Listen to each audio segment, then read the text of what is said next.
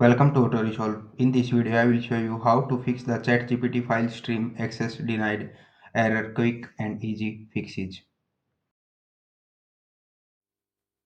Fix 1.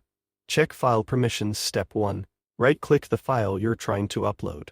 Step 2. Select Properties, Security tab. Step 3.